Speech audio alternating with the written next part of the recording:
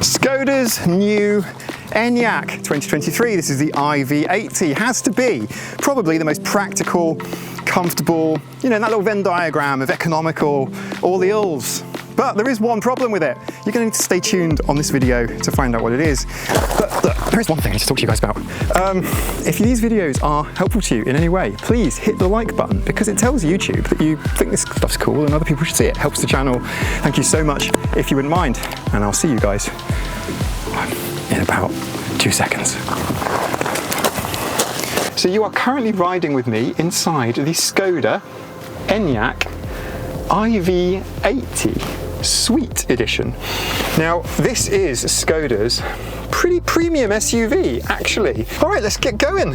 So, what we have to do, this tiny little lozenge down here, we just pop that into D. Oh, hang on a second, we have to press the start engine button, slide the lozenge down to B, and here we go. Let's go for a drive. This is, hear that? So nice, so refined. I really like it. Listen. Beautiful. So this particular version of the Enyaq is the iV80, and Skoda's website is pretty confusing because Skoda have got so many practical cars on their website. It's you have to scroll down this big grid view showing you all of their cars. The Enyaq is their full battery electric vehicle, and it is fantastic. This car has got a 333 mile WLTP range. You could probably do better. Looking at the trip computer down here, I can see I've been getting 3.8 miles to kilowatt hour. That's quite impressive, especially as I've been testing this car and seeing everything that it can do. So the Skoda Enyaq SUV versions, the iV60 and the iV80, can be had in a variety of trims. So now Skoda want you to feel, when you're sitting here, like you're sitting in some high-end living room. The base trim is called Loft. Then you've got Lodge, then Lounge, then Suite, which is this one. Then you have Eco Suite, which is very similar to this, except it's got a really nice coloured interior made from eco fabrics, who'd have guessed, followed by Sportline being their highest end trim. Let's just talk about this cabin. The seating position is really quite high up. I'm not quite as high as an ID Buzz, but, oh, there goes a Qashqai. We're about level. Yeah, you're sitting just a smidge under Range Rover height. How about that? So you're looking out all of these windows, you've got tons and tons of fantastic visibility, tons and tons of light, especially if you spec the panoramic sunroof. And Skoda has literally made it so easy to drive. You can see the front of the bonnet from where I'm sitting. I've got fantastic view out of the rear. I've got massive, massive wing mirrors that remind me a little bit of my ears. Looking out all of this little bits of glass here, looking out the windows, we've got even this little tiny little thing just behind the A-pillar. You've got perfect visibility all round. If you scuff the alloys, it's on you. So you're looking through this 2-spoke steering wheel. So now on the Sportline edition, it is possible to have a 3-spoke sort of typical steering wheel, but I don't know if I like this. Would you drive it like that? I'm not so sure. Let's drive it the normal way. That's probably better. So what I do like about this steering wheel, actual proper buttons. Look at that, proper buttons.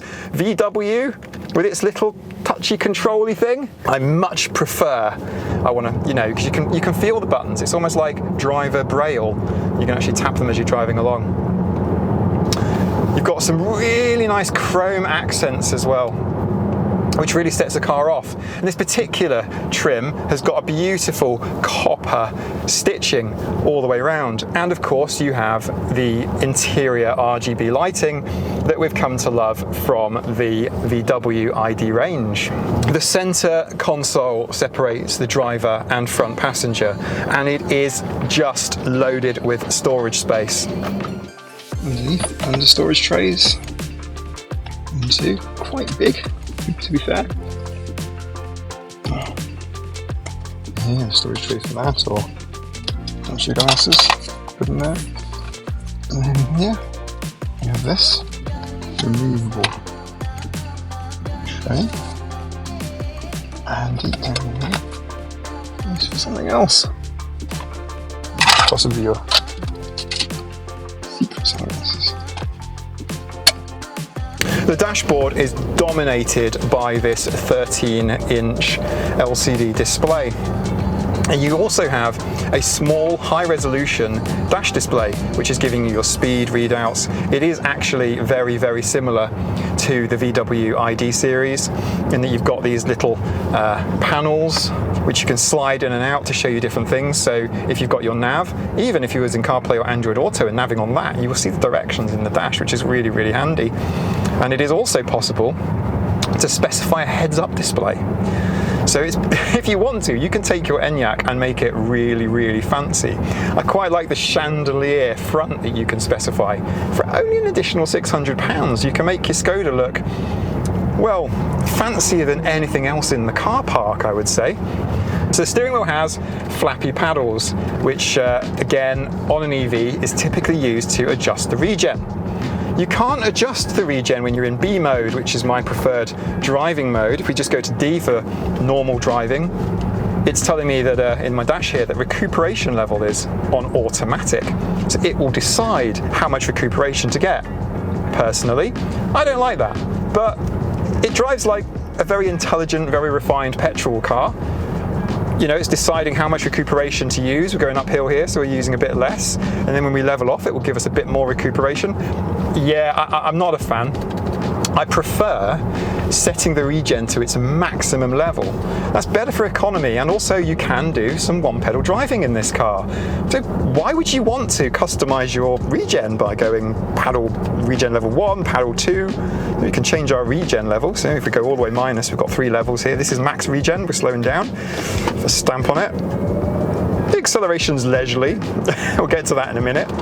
But I'm going to do the rest of the driving in B mode. So the Skoda Enyaq iV80 suite is driven by one motor in the rear, which is driven from a 77 kilowatt hour battery pack, and that develops just over 200 brake horsepower. Now, that'll take this Skoda all the way from 0 to 60 in 8.5 seconds. Stay tuned for a test. To a maximum top speed somewhere around 100 miles an hour. Interestingly, this car has a maximum towing capacity of 1,200 kilos. That's more than any EV I've tested to date.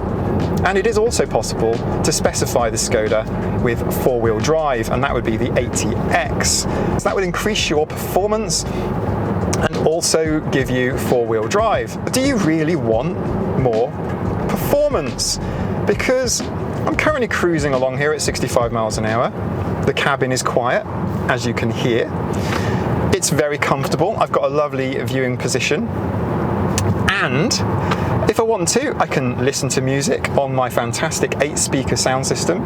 No subwoofer, but it sounds really good. And if you check out the Porsche Taycan video, my previous one, the sound system in this sounds better than the sound system in the Porsche, and that was 160 grand of car. We've got drive modes, the usual stuff you may have seen from my ID Buzz review. We have an Eco drive mode, which just softens up the response of the throttle a bit. We've got normal driving mode, we've got sports, and I'll be honest with you, changing these driving profiles around makes very little difference. I mean, there's a bit of difference here. You can feel the steering's a bit softer, and here the steering's a bit stiffens up the steering, but I mean, I'm not going to complain, right? This is not a sports car. It's not sporty. It's a really comfortable, practical family car with a great warranty. First service is at 24 months in the Skoda. It's really reliable. You can actually specify better handling for your Skoda, but how does the car handle?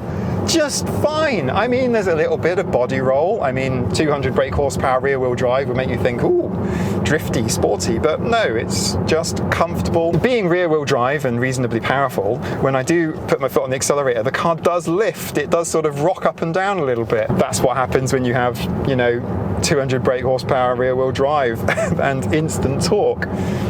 But I think you're probably more likely with this car to be cruising around in a very comfortable, very relaxed kind of way. Now, if you've read any previous Skoda reviews, you may have noted that there was some unhappiness with regard to the charging spec, in that, you know, if you wanted faster charging on Rapid, that you would have to pay extra for it. I'm going to tell you now that in 2023, Skoda have made that standard, which is absolutely fantastic, because, you know, why would you hamper your long range mobile? Because that's what this is. This is a car you're going to take on long trips. I mean, if you are driving at the 70 miles an hour, you could drive for 4 hours at 70 miles an hour in this car between charges. WLTP can be a little bit optimistic at times, but it is possible to achieve it. It's possible to exceed it, actually, depending on your driving and your driving style. But it's very, very useful for comparing. I like WLTP because it means that you can compare vehicles with each other and get a comparative efficiency and range on looking at that number between EVs. If you're purchasing a new EV and you're looking at WLTP, you can compare them. One great thing about EVs as well is that the efficiency doesn't really decline as they age. Sure, there may be a little bit of battery degradation, but the efficiency you're going to get, it's not going to get worse over time. Not really noticeable. I've been doing nearly 4 miles to the kilowatt hour. 4! That's wonderful. That's absolutely fantastic. This car is very frugal, and that's with the AC on, going up and down hills and so on. This is the Mike LTP rather than a WLTP. In the door bins, you've got plenty of space. You can get, for example, big fat water bottle and just pop it in the door bin dead easily. Everything down here as well is like carpeted. It's a beautiful, beautiful material. Sure, it's not Alcantara, but it's dead good and so much nicer than just having a hard plastic. I really feel like Skoda has thought things through here, except, yeah, these cup holders, they're designed for a can of Coke. That's what they're for. Don't expect to be putting your water bottle in the center console anytime soon. And we have this array of buttons here, giving you everything from your central locking to your hazards. This is the park assist, which shows you your cameras and things. It's a shame you can't turn the camera on when you get above a certain speed, but you know. These are our drive modes, and then all of the car settings here under this button, which allows you to access certain controls, vehicle settings, assist systems, that sort of thing. And then we have our demisters here and our climate control on the right hand side. What more could you need? I'll tell you what more you've got. Down here, you've got the cruise control, which is actually really, really clever, because Skoda's cruise control will actually change the regen, and you can set the follow distance here on the top. It's a little bit fiddly, but you can get used to it. And when it's on, it will automatically set the recuperation or the regen to maximize and eke out as much power as you can from your kinetic energy into your battery. Here's something interesting. The car's brakes. So you've got disc brakes on the front, and you've got drum brakes on the back. Drum brakes. Haven't seen those for a really long time, but the car doesn't particularly need discs all round because it's got really good regen. Right, I'm going to take that off now. Okay, carry on driving. Since this car, by the way, shares the same platform and the same software with about 10 other EVs on the market right now, you can expect it to be pretty damn reliable.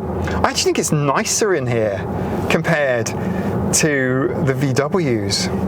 Isn't that weird? I always thought Skoda was the sort of budget brand, the more sort of affordable, accessible brand to the Germans, but you know what? It might be nicer in here. It might be better. It's smaller than the other Skoda. No, I'll put the name down here. It's it's actually not a huge behemoth SUV, but it is immensely practical. Immensely practical. Did I mention how practical this is? 585 litres of boot space in the boot. And that stretches to, voiceover mic please, 1,710 litres with the seats down. That much interior space when you pop the seats down. Popping the seats down is dead easy, and they are very nearly flat, but you have a ton of space in here. And the car is not actually all that big. But anyway, we'll get to that in a moment. Looking in the back here, we've got these really handy luggage clips, really strong, really nice. There's 4 in total, 2 on each side. Under here, we've got another clippy clip, which sort of locks with a push button. There's a restraining strap, and there looks like 2 plastic mountings here for some other piece of trim if you want to hide all the other bits and pieces. And then underneath here, we've got charge cables. A nice place where you can stow stuff away. The key is just the same as you get on VW's ID range. We have a lock and unlock. What's it like in the back? Let me just touch the touch light controls up here just to give us a bit more light, so hopefully you can see me. Well, really good. It's great. I'm 5'11", and I can play drums on the roof lining above my head. There's tons of space, and if I were bouncing up and down, I'm not even touching the top of my hair, isn't even touching the fabric. That's really pretty good, actually. It's really nice. So Skoda have not gone for that sort of slopey sportback coupe design, which means tons of space. Brilliant. I mean, that's a better option, isn't it? And clearly this car is incredibly efficient. I have no idea how. It's a blooming squarey thing, but it's 3.8 miles to kilowatt hour. Fantastic. Seat belts, headrest is customizable, so we can adjust the headrest to fit. And then, if I slide over, of course, EVs, no transmission tunnel, nice big flat space back here. We have cup holders. I've got plenty of legroom. And that's with the seat all the way back. Here, feel that. Isn't that great? I think it's brilliant. I'm 5'11", by the way, for those of you that don't know me. Here's where the USB ports would go. And then you've got these, so you can direct some air to yourself. In the back you've got this luggage document holder, it's quite deep, and then a little bit of thing here, which I think is designed for you to put your smartphone in, maybe while it's plugged in to charge. And then we have, you know, your ambient lighting. Here it's currently a nice forest green. And it's all very nice. Here we go. Pull that down. Oh, what's that? Oh, you're kidding me. This is access to the rear. That's fantastic. I didn't even know it did that. So you can put really long things through, or I suppose you could put your lunch in here and then rear passengers could reach through to grab it. But that is fantastic. Let me just quickly show you. Sorry, I had to then because I hurt my arm earlier. There. Nice and big. Great, huh? The place. How hard is it to drive around? Really easy. Here, let's park up here and see how we do. Right, watch this. Slide the little lozenge forward to reverse. Massive screen. You've got parking sensors all round. It's really easy to park. What more could you want? I've got really good view here through the rear view mirror. Fantastic view through the massive ears on the side. And you can just park the thing. There you go. Parking sensors beeping at these leaves, but the camera tells me the leaves haven't even touched the car. And you can even turn that off. The one big thing that I think lets this car down is its lane keeping assistance system, which is turned on every single time you get in the car. And I found myself having to turn this thing off by going through a little convoluted menu process each and every time I wanted to drive. Because the lane keeping assistance system works really well on clearly marked roads, presumably motorways. We don't have any on the Isle of Man, but dual carriageways, really marked single carriageways.